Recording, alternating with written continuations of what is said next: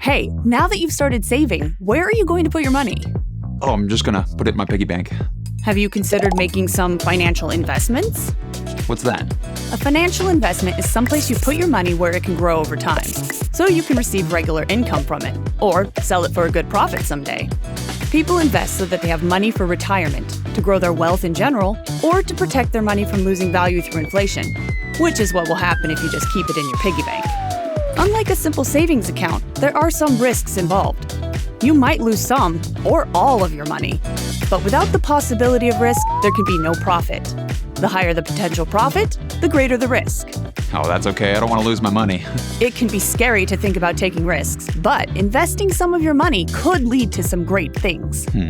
Like what? Like, did you know that back in 1903, a man named John Gray invested $10,500 in his nephew's business, the Ford Motor Company? 16 years later, the value of Gray's shares had increased so much that his heirs sold them back to Ford for over $26 million. Wow. Amazing, right? When it comes to investing, some risk and some patience could make you some serious money. The safest kind of investment is called a CD. Oh, I already have lots of CDs. Not that kind of CD. A bank CD, also known as a certificate of deposit. They are very low risk since they're guaranteed by the government.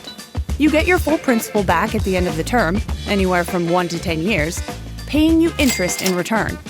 It won't make you an heir of John Gray, but it's a safe place to park money for a short term and to give your money some protection against inflation. Next are bonds, which is when you loan money to a business or government.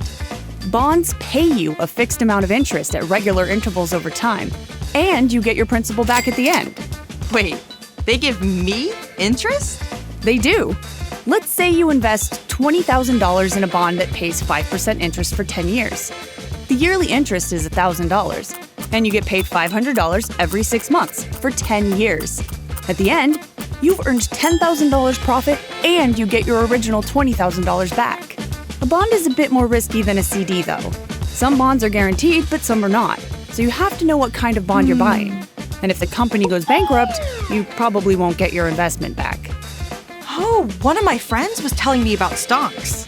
I think what you mean is stocks. Oh. Stocks, also known as equities, are what most people think of when they want to seriously grow their money. Buying stocks means that you buy a share of an actual company. You become part owner. If the company does well, you'll make money by earning a share of the company's profit, called a dividend, or by selling the stock at a higher price than you paid for it. If the company does poorly, you'll lose money, possibly all of it. Buying stock in a large company with a long history of success is generally less risky than a smaller or newer company. Some people also invest in real estate, which is land and buildings, because it's actually a tangible physical asset, not just a money contract like stocks and bonds. Buying a house and then renting it to someone else can provide a regular income. And since real estate typically goes up in value, not down, it can be sold for a profit. Land is almost always worth something.